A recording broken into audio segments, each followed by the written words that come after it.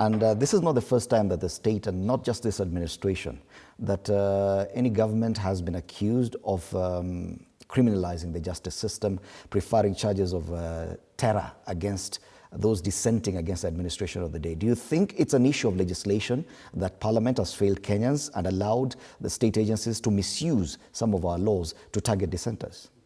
Thank you, Dimuri. Allow me to salute viewers wherever they are watching this morning's show from.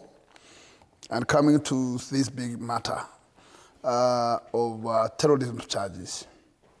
What I would tell Kenyan is that the policymakers has done their job. And they have distinguished every charge. That's the reason why in the rest of the regimes that has gone, you have not found politicians being aligned to court under this terrorism act or these terrorism charges. And the prevalent charges are incitement.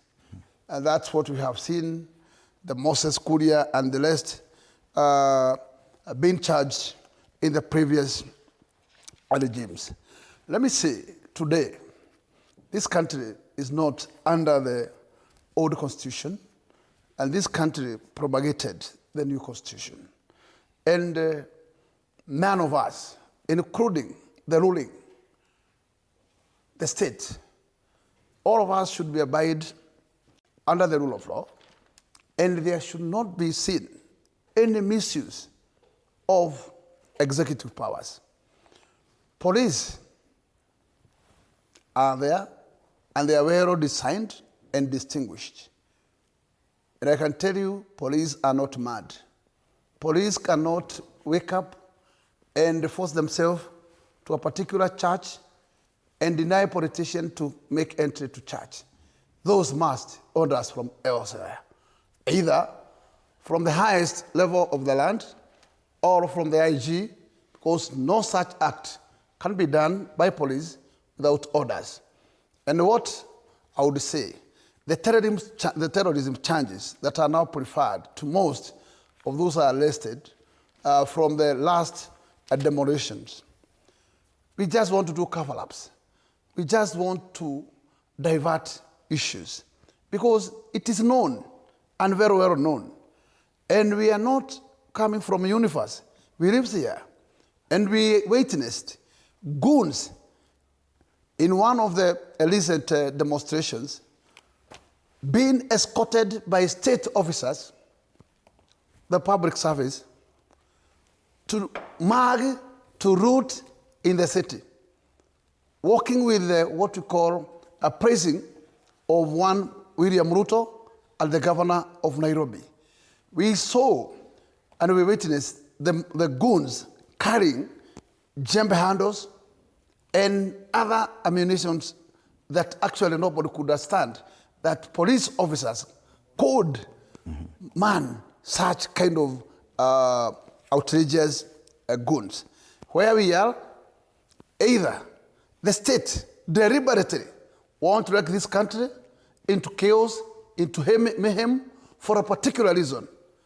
And in no way that the government can be able to separate itself from the recent events that went all over the country, touching the business of people, including the situation of touching courts, DC offices, and police. There is no way anybody can tell us that the government was in dark and the government was caught unaware. Why do we have intelligence agency in our country? Intelligence agency business is not to arrest, is not even to dare to criminalize anybody. Their duty is to spy. And after spying, they report to the necessary agencies to take action.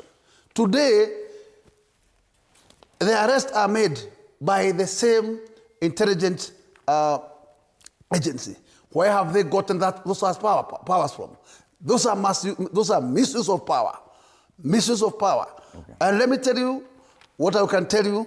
Lastly, we witnessed the son of Muturi. If Muturi was just somebody, His son even today could not have seen the light of the day. But he intervened through State House, through the head of state, which took the head of state to make a call to the intelligence. If the head of state could have called the DCI or anybody or IG, you could be aware that the intelligent people are not the one who are used to do what we call hijacking,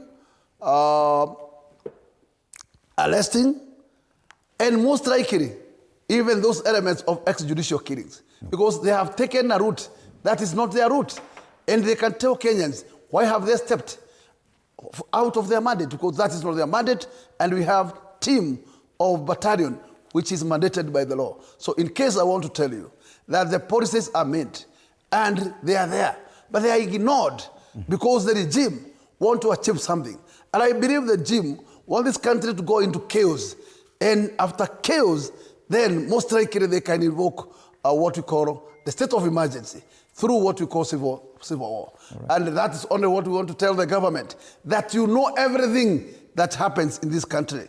And you cannot lie to Kenyans that you don't know. The head of state is in record telling Kenyans and the world that those who are arrested, those young people, now they have gone back to their homes. So he's aware of those being abducted, even where they are, and even the time when they get back to their families.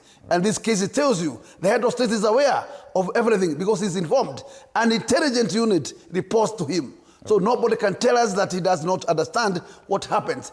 If the government was not aware that there's a plan to charge courts, police, and even the DCs, where were the intelligent? Were they in Uganda or were they operating from Somalia? All right. And I'm just looking at the Prevention of Terrorism Act. Allow me to